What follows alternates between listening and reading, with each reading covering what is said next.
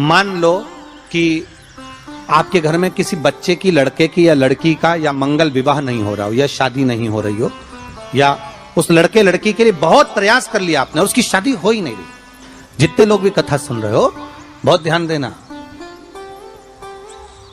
ये जो पानी पीने का जो मटका होता है ना, जिसको हमारे यहाँ कलश कहा जाता है, हंडा कहा जाता है, जिसको हमारे यहाँ परिंडा कहा जाता है, मटका कहा जाता है, तो पहले जो मटका चलता था वो लाल कलर का चलता था, ठीक है।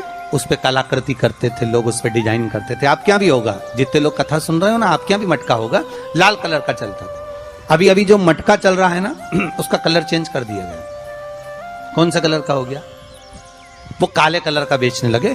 तो वो बेचने वाला क्या कहता है कि साहब ये सफेद, ये लाल जो मटका है ना, इस मटके से मजबूत अगर कोई मटका है तो वो काला है। बोलो सही है कि गलत है? अरे बोलो तो सही है ना। आप कभी जाओगे बाजार तो कह देगा, कुमार भी कह देगा, ये जो मटका है ना लाल वाला, इस लाल वाले मटके से मजबूत ये काला वाला मटका है, ये काला मटका है। और महाराज इससे पानी ज्यादा ठंडा ये कर देगा।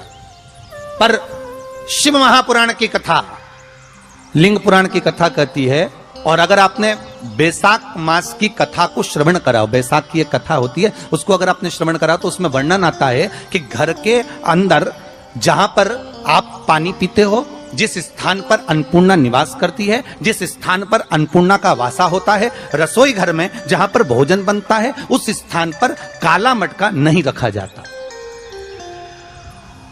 काला हंडा, काला मटका उस स्थान पर नहीं रखते। पर आज फैशन के हिसाब से, अरे साहब ये मटका थोड़ा कम ठंडा पानी देगा तो ये मटका ज्यादा ठंडा पानी देगा, तो उसको काले मटके को रखते। पर हमारा शास्त्र कहता है काला मटका लोग रखते कहाँ थे? पहले जो शास्त्र रीति थी, उस काले मटके को रखते थे जब मकान बनता था, जब प्रॉपर्टी बनती थी, जब जमीन बनती थी, जब जायदाद बनती थी, संपदा बनती थी, तो उस स्थान पर उस काले मटके को केवल नजरोटे के लिए, केवल हाय के लिए, केवल नजर के लिए रखा जाता। उसको लोग लेना पसंद नहीं करते।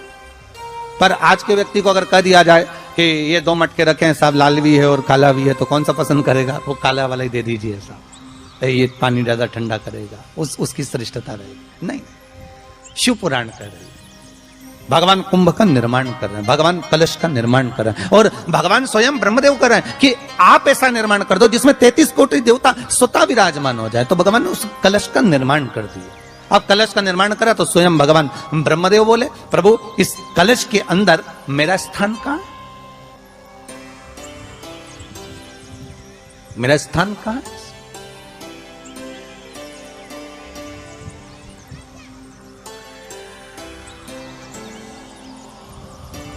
बहुत ध्यान देना महाराज, कलश का जो मुख होता है, उस मुख पर भगवान विष्णु का स्थान होता है।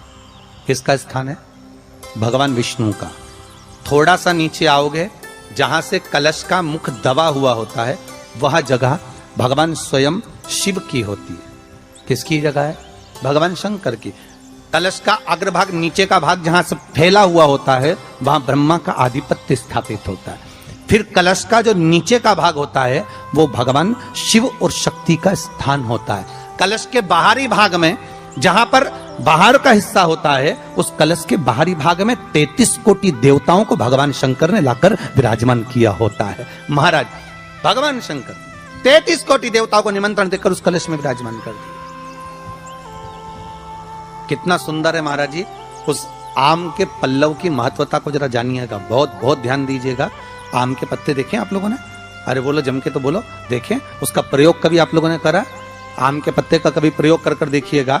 अभी तो नवरात्रि चल रही है, नवरात्रे में जब 5वां दिन नवरात्रे का रहे, चैत्री नवरात्रे का 5वां दिन रहे, और मान लो कि आपके घर में किसी बच्चे की, लड़के की या लड़की का या मंगल विवाह नहीं हो रहा हो या शादी नहीं हो रही हो, या उस लड़के लड़की के लिए बहुत प्रयास कर लिया आपने और उसकी शादी हो ही नहीं रही, अथक प्रयास आपने कर लिया और उसका मंगल विवाह नहीं हो रहा, तो ये देवी भागवत में स्पष्ट कहा गया, देवी भागवत में वर्णन किया गया है, देवी भागवत में वर्णित किया गया। और देवी भागवत में कहा गया कि आम का जो पत्ते होते हैं, आम का जो पत्ता होता है, आम का जो पल्लव होता है, उस आम के पत्ते पर हल्दी और सिंदूर इन दोनों से स्वस्तिक का निर्माण किया जाए। देवी भागवत का संवाद है, बहुत ध्यान देना महाराज। जिन कन्याओं का विवाह ना हो पंचमी के दिन, नवरात्रे की कोई सी भी पंचमी, मतलब जो पंचमी तिथि पड़ेगी, कोई भी नवरात्र हो, चाहे वो 4 नवरात्र में से, चाहे वो पौष का हो, अश्विन का हो, चैत्र का हो, आषाढ़ का हो, किसी भी नवरात्रि में आप कर सकते हैं। एक पान के पत्ते पर, एक ही पत्ते पर जो 2 स्वस्तिक बनेंगे, एक हल्दी का बनेगा, एक सिंदूर का बनेगा। बस अंतर इतना है, जो हल्दी का स्वस्तिक है उस पर कंकु के चावल अर्थात रौली के चावल, रौली कुंकू के चावल रखना है, और जो सिंदूर का है उस पे हल्दी के चावल रखना है। इतना रखकर जिस लड़का लड़की का विवाह नहीं होता उसकी हथेली पर रखकर उसका नाम और गोत्र बोलकर महाराज उसको ले जाकर नीम के पेड़ के नीचे उसको रख दिया जाता है। मात्र 3.5 या 4 महीने ऐसे रहते हैं जिसके अंदर उस लड़का लड़की का विवाह पक्का हो जाता है। जिसका विवाह नहीं होता केवल उसी के लिए, जिसका मंगल विवाह ना हो रहा। आम के पल्लव में शिव का वर प्रदान है, आम के पल्लव में शंकर का आशीर्वाद, आम के पल्लव में शिव का आशीर्वाद।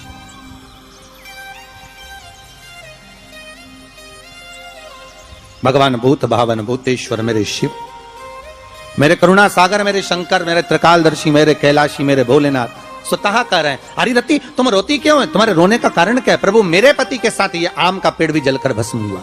आम का पेड़।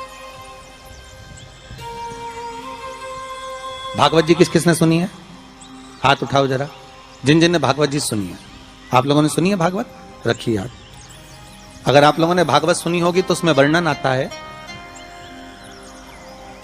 तक्षक नाग डसने के लिए जब जा रहा था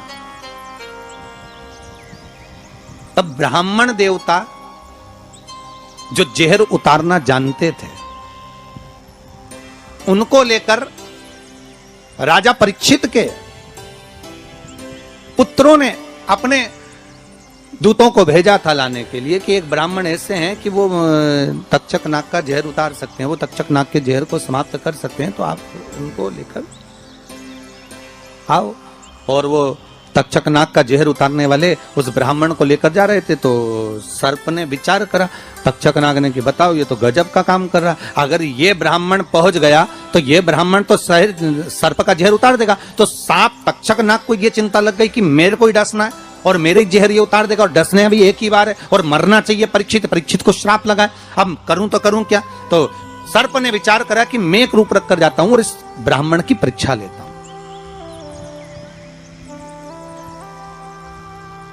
सर्प रूप रख कर गया। भागवत आप लोगों ने श्रवण करी होगी। तो जब तक्षक रूप रख कर गया और उस ब्राह्मण के पास में जाकर पूछा कि ब्राह्मण देवता ये बताओ कि आप कहां जा रहे हो? तो ब्राह्मण बोला आपको नहीं मालूम, राजा परीक्षित को सांप डसने वाला है तक्षक नाग और मैं जहर उतारना जानता हूं। अच्छा, आप जहर उतार दोगे? हाँ। तो किस लिए जा रहे हो? जहर उतारने के लिए। तो जहर उतारने क्यों जा रहे हो? तो कहा राजा है राजा, जब राजा का जहर उतारेंगे तो मुद्रा भी कितनी मिलेगी, आपको मालूम नहीं है क्या?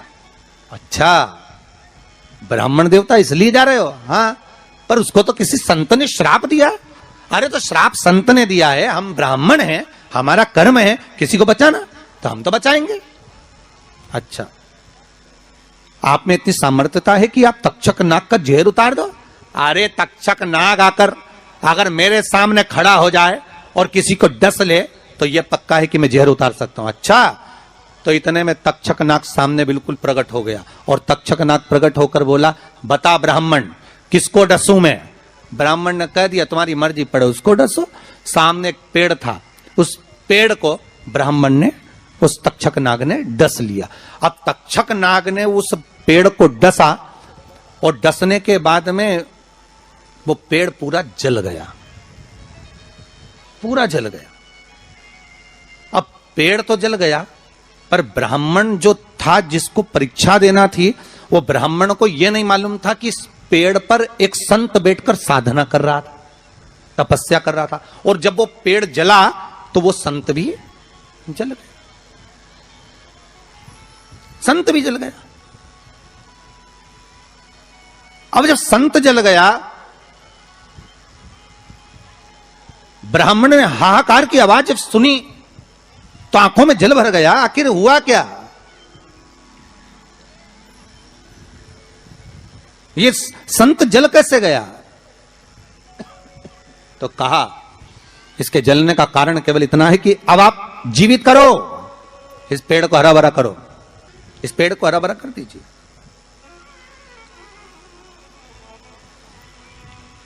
और ब्राह्मण ने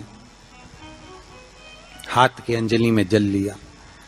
हाथ की अंजलि में जल लेकर ब्राह्मण उस जल को पेड़ के ऊपर छींट रहे थे, तो सबसे पहले ब्राह्मण ने यह मन में सोचा कि भोलेनाथ, शंभु, त्रिकालदर्शी है कैलाशी, कृपा ऐसी करना कि सबसे पहले जो पेड़ पर जो संत बैठा था वो जीवित होना चाहिए।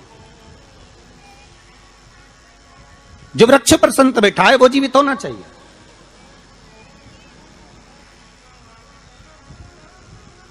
हाथ का जल ब्राह्मण ने जैसे ही छोड़ा, छोड़ते से ही पेड़ भी हरा भरा हो गया और उसके ऊपर जो संत बैठे थे वो भी जीवित हो गए। जीवित हो गए तो तक्षक नाग को ये लगा कि इसने एक जले हुए पेड़ को जीवित कर दिया, वापिस हरा भरा कर दिया, और इसने ऊपर बैठे हुए संत को वापिस जीवित कर दिया, तो ये पक्का है कि मतलब ये तक्षक नाग का जहर, मतलब मेरा जहर राजा परीक्षित को उतार सकता है। तो तक्षक नाग ने अपनी बात को पलटा और पलट कर कहा, महाराज जी हाथ जोड़कर निवेदन करता हूं, जितना राजा परीक्षित के पुत्र आपको धन देंगे उससे 1000 गुना धन मैं आपको देता हूं। ब्राह्मण ने कहा ठीक है, अगर दक्षिणा से बड़ी दक्षिणा हमको एक ही जगह पर मिल रही है तो फिर हमें जाने की जरूरत क्या। ब्राह्मण ने दक्षिणा ली, वापिस मुड़ गया, वापिस मुड़ गया।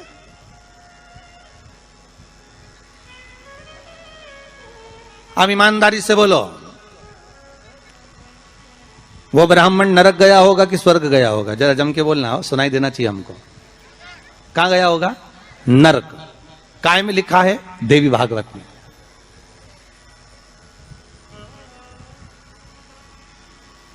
उसका कारण क्या था?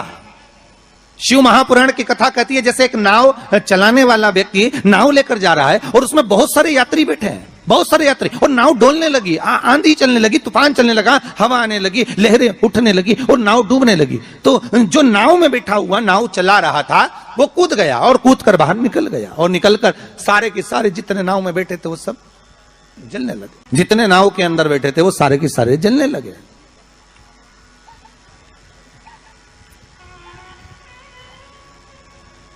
जब वो सारे के सारे पानी में डूबने लगे और पानी में